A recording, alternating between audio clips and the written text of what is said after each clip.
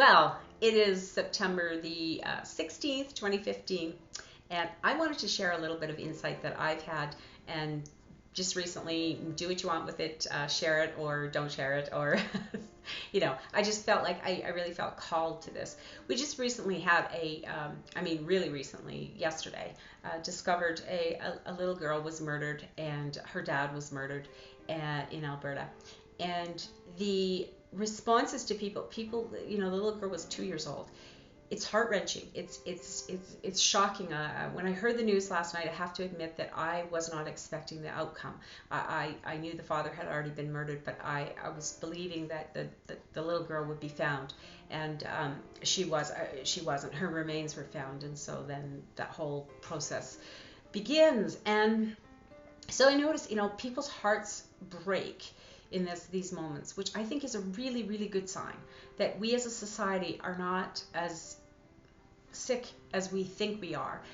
We do see certain things happening in our society, but the fact that we have these responses, it's meant by responsible.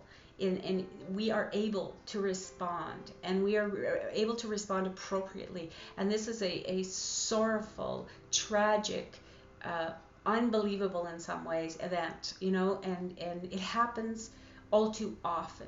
But the fact that we as a society don't think it's normal, I think that's a good news. There is good news in this. And the other part of it that I want to, part of the reason I'm doing this video is because this came to me really, really clearly.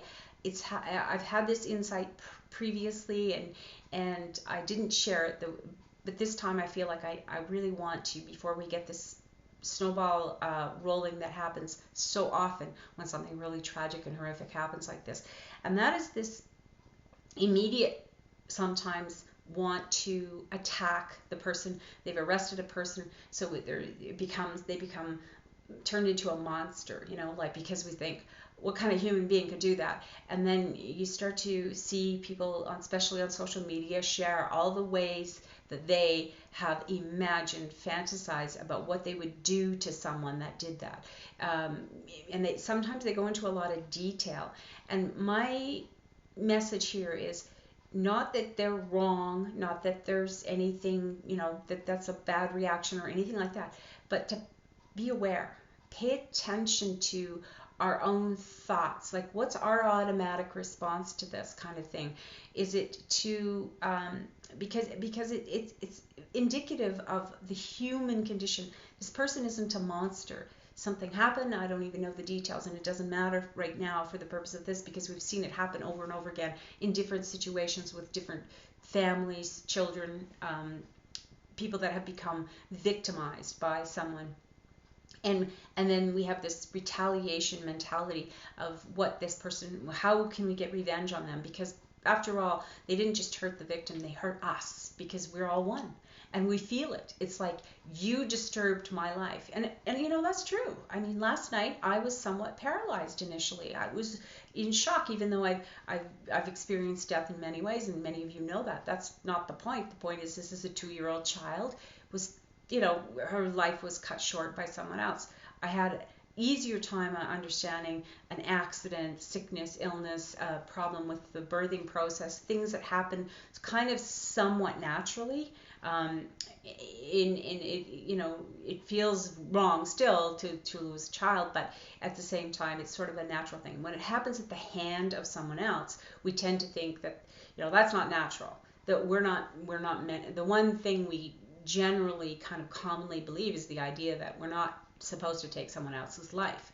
And although there's plenty of evidence that we can justify it in certain ways. Now, this is where I'm coming to, is this justification for death or killing or torture or doing something, is when we go into our fantasy about how we would like to punish that person in retaliation. That's the quality or the behavior that I'm just inviting you to look at that, because we say that person was a monster. Now, they've already shown us what they're capable of. But in our fantasy of what we'd like to see done to them, we'd like to witness it, we'd like to be there, we'd like to do it, we'd like to be the one. What does that say about us? If we have truly that capacity, he showed us what he's capable of. But are we really capable of those things, and why do we entertain those kinds of thoughts? I think that's very revealing, is that we really do know that we all have the capacity. He showed us what he's capable of. We all could do certain things. It's choice. It's choice. We choose not to do it, but to fuel the fire as if our fantasy of this, retaliation would somehow be justified is part of the problem, is that we think that there is a justification for doing things like that. This person in his mind may have thought that his choices were justifiable at the time, either in madness or under the influence of something, or just, in anger. Who knows? I don't know, and I'm not a psychologist, so I'm not trying to analyze him. I'm simply saying this is kind of revealing that we immediately villainize, turn this person into a monster. Anyone who could do something like that is a terrible, terrible monster. And then look at the feelings that it comes up, and the way that we would like to make this person pay for disrupting our lives, for hurting a child, for doing something against society. What's going on there? And some people will try to justify that. Well, because if I do that to him, there is a justification because he did that. Well, I'm just asking you. I'm not saying it's right or it's wrong. I'm saying if the cycle's going to stop, who's it going to stop with? I offer compassion to everyone who's hurting, and everyone who's been a victim, and everyone who has victimized someone else, because clearly, we don't have the tools to communicate with each other in non-violent ways. We don't have the communication skills to get our needs met. We somehow miss that lesson. We've cut ourselves off from the greater wisdom that is available to us all. And I just think a lot of this stuff comes from fear. Fear leads to hate, greed, all of those things. It's happening in these microcosms and macrocosms. It's happening in every one of our lives.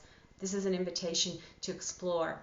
How do I want to be responsible? How do I want to respond to life? Do I want to perpetuate more of the same, or can I raise the bar a little bit? Can I look at this in a different way? And everyone's going to have to do this for themselves, obviously, because it's going to go into the hands of our justice system, and I know, like, a lot of people come up with ideas that, if we had a stronger justice system. People that do things like this are not deterred by any kind of what's going to happen in the future, because in the moment they do what they do. We already have laws against this. More laws don't guarantee our security. This is something I feel like it's time we kind of got the grip on that. This is more laws, more cages to lock ourselves in is a false sense of security. And we're meant to be free human beings, moving and interacting with our world, but we need better skills to do it. So that's my insight into that, and I hope it's helped somebody. I don't know why I was called to do it, but I felt like I needed to share that today. So thank you so much. And if you want to look at my website, www.lgrcc.com, there's lots of information there on different aspects of life, of what's going on in the world. It's a positive talk about different things, that insights and wisdom, and all kinds of social media links as well. So thanks so much, and until next time, take care.